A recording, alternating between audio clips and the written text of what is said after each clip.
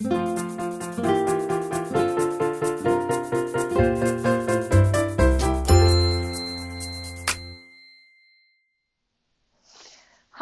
this is Ingrid from Quiltessential Co, and we're doing the last block of 2022. And this is our block.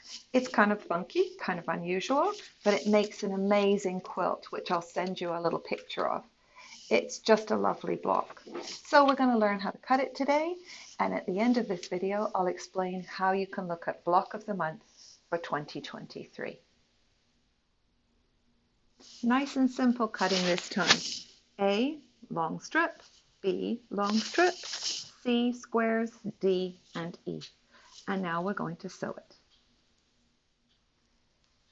Here's a quick tip. If you want this as a little gift for Christmas, this is a really cool thing to have. Sometimes we don't realize how fuzzy our mat gets and how it gets built up. And when you just clean it all off like this, all of that stuff comes off. And it doesn't get embedded in all the little cracks when you run over with your rotary cutter. If you don't clean your mat, all of that stuff gets buried in there and you wear your blades out much faster than you need to. So just think about that. It's a little heart-shaped mat cleaner. Okay, now we're going to cut. So I always put, if it's a solid fabric and I can't see it, I put a chalk line on the back. I need to know what's the reverse on this one. So your A and your B are going to be cut in exactly the same way. You're going to fold them in half. I would iron this so they stay together nicely. Take your rectangle ruler and you're going to place it on here. And as usual, you're going to cut up and you're going to cut your little side piece off. And don't forget to trim off your little piece over here. Clip that little corner. And you're going to do that with all of your pieces. So when you open these, you will have two.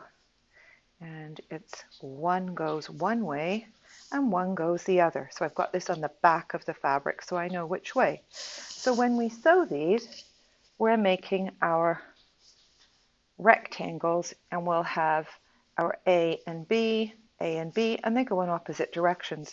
So you're just going to sew those and make them. And now we're going to work on our center. Lay out your C.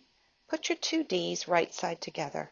I usually use my folded corner clipper to cut and then also sew. And you're going to do those at opposite corners and press the way I've told you.